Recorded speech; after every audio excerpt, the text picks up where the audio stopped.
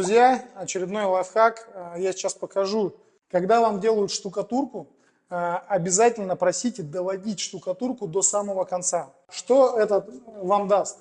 То есть, если у ваших соседей начнутся бегать муравьи, тараканы или еще кто-то, у вас это будет все закрыто и к вам доступа не будет.